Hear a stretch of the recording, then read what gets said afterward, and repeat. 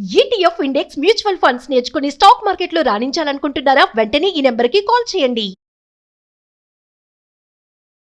నమస్తే, welcome back to Suman TV. ప్రస్తుతం మనతో పాటు ఉన్నారు ఫర్టిలిటీ స్పెషలిస్ట్ రేణుక గారు. నమస్తే మ్యామ్. నమస్తే మేడం, ఇప్పుడు పెళ్లికి ముందు జీన్స్ టెస్ట్ చేయడం అనేది చూస్తున్నాం మనం. అంటే కొంతమంది ఏంటంటే ఆస్తిపాస్తులు చూస్తారు, జాతకాలు చూస్తారు, ఇన్ని ఉంటాయి కదా. కాదు, ఇప్పుడు ఏంటంటే యంగ్స్టర్స్ ఏంటంటే మా జీన్స్ కూడా బాగున్నాయా లేదా, మా పిల్లలు ఎలా పుడతారు, ఆరోగ్యంగా పుట్టాలి, ఏమైనా ప్రాబ్లమ్స్ ఉంటాయా, ఇంకా మనం చూస్తే లోపలికి వెళ్తే మేనరికాలు అంటారు కదా, మేనరికం చేసుకుంటే కూడా పిల్లలు సరిగ్గా పుట్టరు. సో ఒక్కసారి అంటే పెళ్లికి ముందు మళ్ళీ సంతానానికి ముందు కూడా ఒకసారి జీన్స్ టెస్ట్ అనేది ఎంతవరకు కరెక్ట్ అంటారు? మీరు ఆస్తులు అంటున్నారు కదా, ఇప్పుడు సిబిల్ స్కోర్ కూడా చూస్తున్నారు.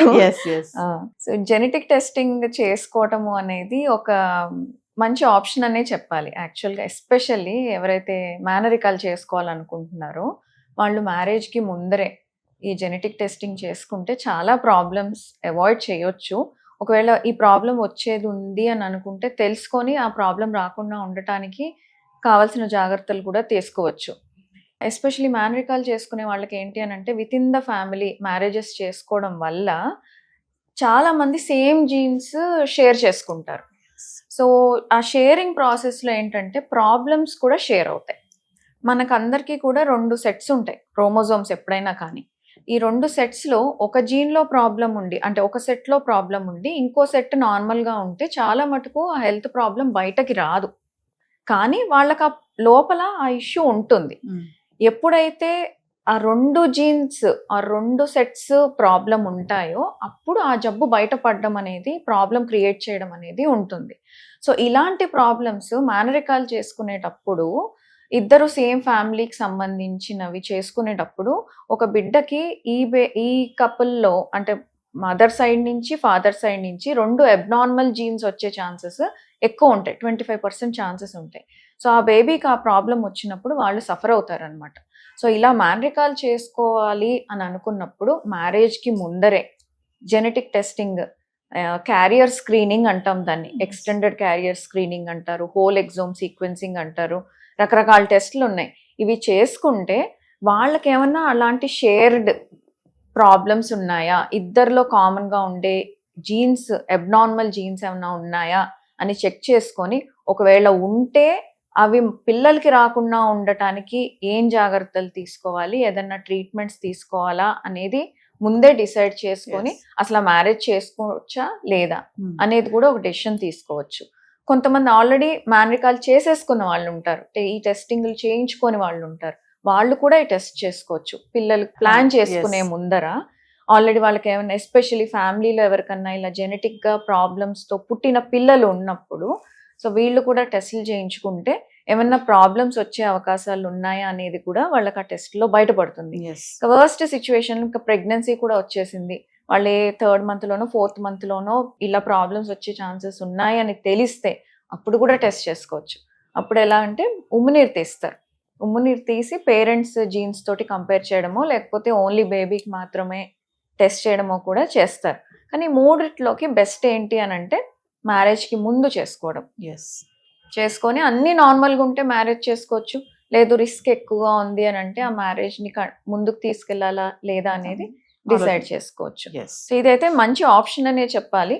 చాలా జెనెటికల్గా వచ్చే ప్రాబ్లమ్స్ లైక్ థాలసీమియా అని, సికిల్ సెల్ డిసీజ్ అని, స్పైనల్ మస్కులర్ ఎట్రోఫీ అని, ఇవి చాలా డేంజరస్ ప్రాబ్లమ్స్, చాలా పెద్ద పెద్ద ట్రీట్మెంట్స్, చాలా డబ్బుతో కూడుకున్న ప్రాబ్లమ్స్, వాటికి క్యూర్ లేవు.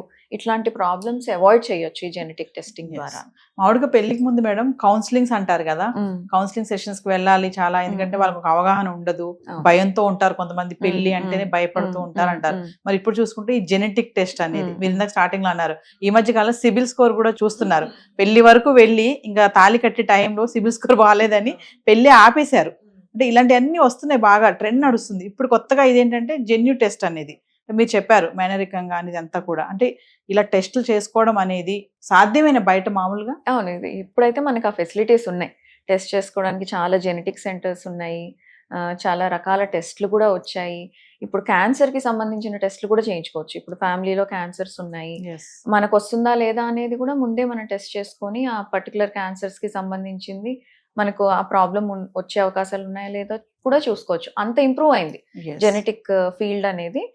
చాలా ఇంప్రూవ్ అయింది. ఇవన్నీ టెస్ట్లు చేసుకోవడానికి ఇప్పుడైతే చాలా ఈజీగా పాసిబిలిటీస్ అయితే ఉన్నాయి, ఎస్పెషల్లీ హైదరాబాద్లో. పిండం దశలోనే ఉండగానే మనం అక్కడి నుంచి జాగ్రత్తలు తీసుకోవచ్చా?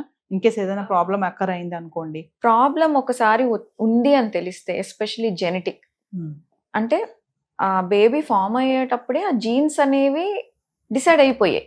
ఒకసారి పిండం ఫామ్ అయిన తర్వాత మనం వాటి జీన్స్ ని మార్చలేం, మార్చడానికి కుదరదు. మేబీ ఫర్దర్గా ఒక 20 years తర్వాత జీన్ థెరపీస్ అనేవి బాగా డెవలప్ అయితే అప్పుడేమన్నా పాసిబుల్ అవుతుందేమో, కానీ ఇప్పుడున్న టెక్నాలజీకి అయితే ఒకసారి ఒక బిడ్డ ఏర్పడిపోయే జీన్స్ డిసైడ్ అయిపోయిన తర్వాత ఎటువంటి జాగ్రత్తలు తీసుకున్నా వాటిని నార్మల్ చేయడానికి కుదరదు. అందుకనే బేబీ ఫామ్ కాకముందే, అంటే మ్యారేజ్కి ముందు ఆర్ ప్రెగ్నెన్సీ ప్లాన్ చేసుకోక ముందు టెస్ట్లు చేయించుకోవడం బెస్ట్. అంటే చాలా మందికి మీరు అన్నట్టుగానే చేసుకోకపోవడం వల్ల తర్వాత చాలా సమస్యలే వస్తున్నాయి. పిల్లలకి డిజీజెస్ రావడం కానీ ఇవన్నీ కూడా, అంటే బ్యాక్గ్రౌండ్ లో ఎవరికైనా తాతలు ముత్తాతలకి ఎవరికైనా ఉన్నా కూడా వచ్చే ఛాన్సెస్ ఉంటాయి. అందుకనే మేము పేషెంట్ వచ్చినప్పుడు, ఎస్పెషల్ ఇట్లా కౌన్సిలింగ్స్కి వచ్చినప్పుడు వాళ్ళ ఫ్యామిలీ హిస్టరీ అంతా అడుగుతాం.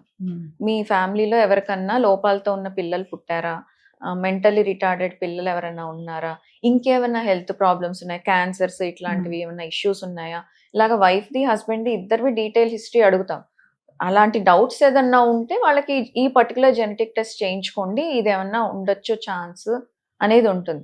తర్వాత స్క్రీనింగ్ లో కూడా ఈ థాలసీమియాలు ఏమన్నా ఉన్నాయా ఇలాంటివి, ఎందుకంటే కొన్ని మేనరికాలు చేసుకుంటేనే జెనెటిక్ ప్రాబ్లమ్స్ వస్తాయని అలా ఏం లేదు. మేనరికం కాని వాళ్ళకి కూడా ఒక్కొక్కసారి కాంబినేషన్ అలా కుదిరితే పిల్లలకి ప్రాబ్లమ్స్ వచ్చే ఛాన్సెస్ ఉంటాయి. సో వాళ్ళ ఫ్యామిలీ హిస్టరీ తీసుకొని ఇలాంటివి ఏదన్నా డౌట్ ఉంటే అలాంటి పేషెంట్స్ కి జెనెటిక్ టెస్టింగ్ లేకపోతే స్క్రీనింగ్ టెస్ట్లు సజెస్ట్ చేస్తే వాటిల్లో ఏమన్నా బయటపడితే next level of genetic testing advise చేస్తాం. సో ప్రీ కన్సెప్షనల్ కౌన్సిలింగ్ అంటాం, అంటే ప్రెగ్నెన్సీ ప్లాన్ చేసుకునే ముందు కౌన్సిలింగ్ ని అదంటాము. ప్రీ మ్యారిటల్ కౌన్సిలింగ్ అంటే మ్యారేజ్ కి ముందు చేసే కౌన్సిలింగ్ ని ప్రీ మ్యారిటల్ కౌన్సిలింగ్ అంటాం. ఈ రెండు ఎప్పుడైనా కానీ ప్రివెంటివ్ మెజర్స్ లోకి వస్తుంది. ప్రాబ్లం వచ్చిన తర్వాత ట్యాకిల్ చేయడం కాదు, ప్రాబ్లం రాకముందే జాగ్రత్త పడటం. అంటే ఒకవేళ యంగ్స్టర్స్ ఇలాంటి ఆలోచన వచ్చింది అనుకోండి, ఇంట్లో పెద్దవాళ్ళు కూడా అవసరమా, నువ్వు పెళ్లికి ముందు ఏంటి జెన్యూ టెస్ట్ అంటున్నావు, ఇదంతా ఎందుకు, మాకు అప్పట్లో ఇలాంటి ఏమీ లేవు కదా, మేము చూసాం పెళ్లి చేసుకోవాలని పెద్దవాళ్ళు అంటూ ఉంటారు.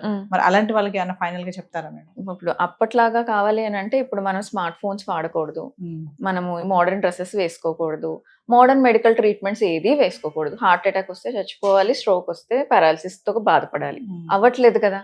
సో మనకి ఆప్షన్ ఉంది, ట్రీట్మెంట్ ఆప్షన్స్ ఉన్నాయి. హార్ట్ అటాక్ వచ్చినా బతుకుతున్నారు, మంచి మంచి సర్జరీస్ చేయించుకొని వాళ్ళ లైఫ్ స్పాన్ ఎక్స్టెండ్ చేసుకుంటున్నారు. అవన్నిట్లో టెక్నాలజీ వాడుకుంటున్నప్పుడు ఈ ఆస్పెక్ట్స్ లో ఎందుకు వాడుకోకూడదు? నీకు ఏదైనా ప్రాబ్లం ఉంటే నీతోటే ఆగిపోతుంది ఆ జెనెటిక్ ప్రాబ్లం అనేది, నెక్స్ట్ జనరేషన్ కి వెళ్లకుండా ఉంటుంది. నీకు ఆ ఆపర్చునిటీ అవకాశం ఉన్నప్పుడు ఎందుకు యూజ్ చేసుకోకూడదు? కొన్ని కంట్రీస్ లో, ఇరాక్, టర్కీ ఇట్లాంటి కంట్రీస్ లో జెనెటిక్ టెస్టింగ్ మ్యాండేటరీ చేశారు. థాలసీమియా, సికిల్ సెల్ డిసీజ్ ఇట్లాంటి జెనెటిక్ టెస్టింగ్ వాళ్ళు చేయించుకున్నాకే పెళ్లి చేసుకోవాలి, చేయించుకున్నాకే మ్యారేజ్ పిల్లల్ని కనాలి. ఆ టెస్ట్ మ్యాండేటరీ చేయటం వల్ల వాళ్ళకి వాళ్ళ పాపులేషన్లో ఈ జెనెటిక్ కండిషన్స్ అనేది చాలా తగ్గిపోయింది, ఆల్మోస్ట్ 60% తగ్గింది.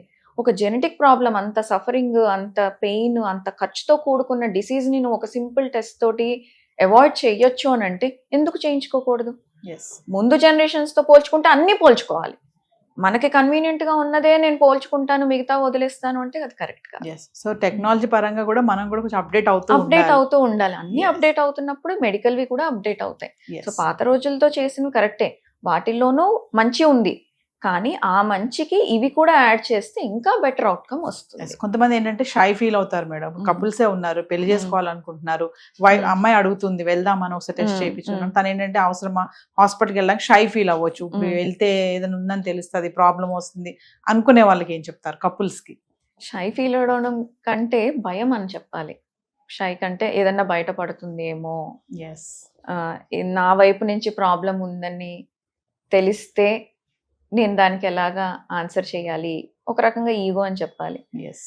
అది మ్యారేజ్కి ముందే అలాంటి మైండ్ సెట్ ఉంటే, వాళ్ళిద్దరి మైండ్ సెట్ మ్యాచ్ కావట్లేదు అని అనుకుంటే ఒక్కసారి రీకన్సిడర్ చేసుకోవాలి. ఎందుకనంటే ఏది చేసినా మన ఫ్యూచర్ కోసం అని అనుకున్నప్పుడు ఇద్దరు ఒకే పేజ్ లో ఉండాలి, ఒకే రకంగా ఆలోచించిన వాళ్ళే వాళ్ళ ఫ్యూచర్ లో వాళ్ళ మ్యారేజ్ కూడా సక్సెస్ఫుల్ గా వెళ్తుంది. స్టార్టింగ్ లోనే ఇద్దరు డిఫరెంట్ గా ఆలోచిస్తున్నారు అని అంటే మేబీ ఆ మ్యారేజ్ ఎంత ముందుకెళ్తుందో చూసుకోవాలి. సో చేయించుకోవాలి అని ముందు జాగ్రత్తతో ఉన్నప్పుడు చేయించుకుంటేనే బెటర్ నా ఒపీనియన్ ప్రకారం. ఇప్పుడు వస్తున్న సిచ్యువేషన్స్, లైఫ్ స్టైల్ ఇష్యూస్ ఇవన్నీ చూసుకుంటే మనకి ఏదైనా ఒక మెథడ్ ఉంది ఫ్యూచర్లో ఈ ప్రాబ్లం అవాయిడ్ చేసుకోవడానికి, ప్రివెంట్ చేయడానికి అని అంటే దానికి వెళ్ళటమే better. Yes, thank you ma'am.